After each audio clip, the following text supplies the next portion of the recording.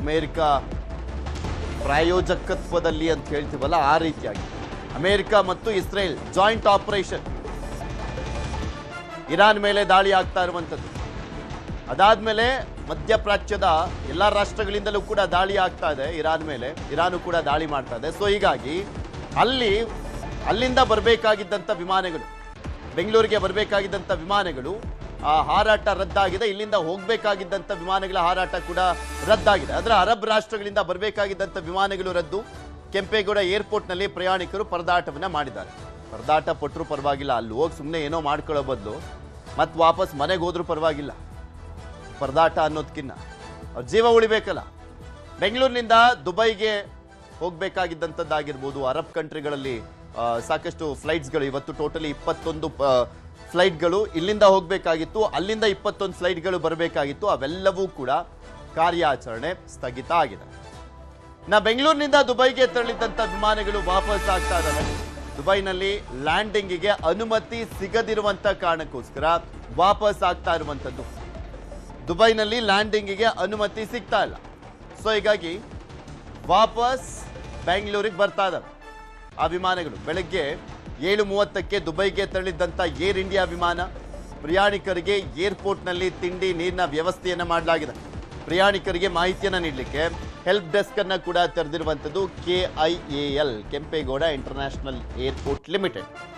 Help desk ಅನ್ನು ಕೂಡ ತೆರೆದಿರುವಂಥದ್ದು.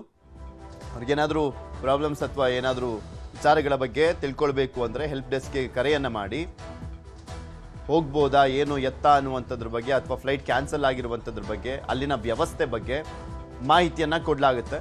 Help ಡೆಸ್ಕನ್ನು ತೆರೆದಿರುವಂಥದ್ದು Kempegowda international ಏರ್ಪೋರ್ಟ್ನಲ್ಲಿ ಮಾಹಿತಿಯನ್ನು ನೀಡುವಂಥ ನಿಟ್ಟಿನಲ್ಲಿ. ಟೋಟಲಿ 42 ಫ್ಲೈಟ್ಸ್ ಇವತ್ತು ಆಪರೇಟ್ ಆಗಬೇಕಾಗಿದ್ದಂಥದ್ದು, ಆ ಕಡೆಯಿಂದ ಮತ್ತು ಈ ಕಡೆಯಿಂದ. ಅವೆಲ್ಲವೂ ಕೂಡ ಕಾರ್ಯಾಚರಣೆ ಬಂದ್ ಮಾಡಿವೆ. ಇದ್ರ ಬಗ್ಗೆ ಇನ್ನಷ್ಟು ಮಾಹಿತಿಯನ್ನು ಕೊಡ್ತಾ ಹೋಗ್ತಾರೆ ನಮ್ಮ ಪ್ರತಿನಿಧಿ ಮನುಕುಮಾರ್. ನಮ್ಮ ಜೊತೆ ದೂರವಾಣಿ ಸಂಪರ್ಕದಲ್ಲಿ ಜಾಯ್ನ್ ಆಗಿದ್ದಾರೆ. ಮನು, ಇಲ್ಲಿ ಫ್ಲೈಟ್ಗಳು ಬರ್ದಿರುವಂಥ ಹಿನ್ನೆಲೆ ಮತ್ತೆ ಹೋಗುವಂಥ ಫ್ಲೈಟ್ಗಳು ಕೂಡ ಬಂದಾಗಿರುವಂಥದ್ದು, ಅಲ್ಲಿ ಬಂದಿರುವಂಥ ಪ್ರಯಾಣಿಕರು ಯಾವ ರೀತಿಯ ಪರದಾಟವನ್ನು ಮಾಡ್ತಾ ಇದ್ದಾರೆ, ಇನ್ನು ಎಷ್ಟು ದಿನ ಇದೇ ರೀತಿಯಾಗಿರುತ್ತಂತೆ ಪರಿಸ್ಥಿತಿ, ಅದ್ರ ಬಗ್ಗೆ ಏನಾದರೂ ಮಾಹಿತಿಯನ್ನು ಕೊಡ್ತಾ ಇದ್ದಾರಾ ಅಲ್ಲಿರುವಂಥ ಪ್ರಯಾಣಿಕರಿಗೆ? ಎಸ್ ಪೃಥ್ವಿರಾಜ್, ಏನು ಇವತ್ತು ಬೆಳಗ್ಗೆಯಿಂದಲೂ ಸಹ ಮಧ್ಯಾಹ್ನದ 3 ಗಂಟೆವರೆಗೂ ಇವತ್ತು 42 ವಿಮಾನಗಳ ಹಾರಾಟ ರದ್ದಾಗಿರುವಂಥದ್ದು. ಪ್ರಮುಖವಾಗಿ ಏನು 21 ವಿಮಾನ ಇಲ್ಲಿಂದ ಹೊರಡಬೇಕಾಗಿದ್ರೆ 21 ವಿಮಾನ ಬೇರೆ ದೇಶಗಳಿಂದ ಬೆಂಗಳೂರಿಗೆ ಆಗಮಿಸಬೇಕಾಗಿತ್ತು. ಆದರೆ ಎಲ್ಲ ವಿಮಾನಗಳು ಕೂಡ ಈಗ ಮಧ್ಯಾಹ್ನ 3 ಗಂಟೆವರೆಗೂ ಕೂಡ ರದ್ದಾಗಿರುವಂಥದ್ದು. ಈ ಹಿನ್ನೆಲೆಯಲ್ಲಿ ಇನ್ನು ಬೆಳಗ್ಗಿನಲ್ಲೂ ಸಹ ಪ್ರಯಾಣಿಕರು ಕೆಂಪೇಗೌಡ ಅಂತಾರಾಷ್ಟ್ರೀಯ ವಿಮಾನ ನಿಲ್ದಾಣದಲ್ಲಿ ಏನು ಇದ್ರು ಅವರಿಗೆಲ್ಲವೂ ಕೂಡ ಏನೋ ಕೆಂಪೇಗೌಡ ಆಡಳಿತ ಮಂಡಳಿ ಕೂಡ ಈಗ ಕುಡಿಯೋ ನೀರಿನ ವ್ಯವಸ್ಥೆ ಮತ್ತೆ ತಿಂಡಿಯ ವ್ಯವಸ್ಥೆಯನ್ನು ಸಹ ಮಾಡಿರುವಂಥದ್ದು.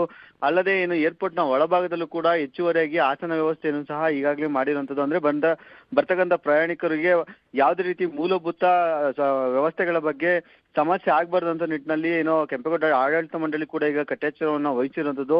ಅಲ್ಲದೆ ಏನು ಪ್ರಮುಖವಾಗಿ ಅಲ್ಲಿ ಹೆಲ್ಪ್ ಡೆಸ್ಕ್ ಅನ್ನು ಸಹ ಏನು ತೆರೆದಿರುವಂಥದ್ದು. ಅಂದ್ರೆ ಫ್ಲೈಟ್ಗಳ ಸ್ಥಿತಿಗತಿಗಳ ಬಗ್ಗೆ ಅಲ್ಲಿ ಪ್ರಯಾಣಿಕರಿಗೆ ಮಾಹಿತಿಯನ್ನು ಸಹ ನೀಡುವಂಥದ್ದು.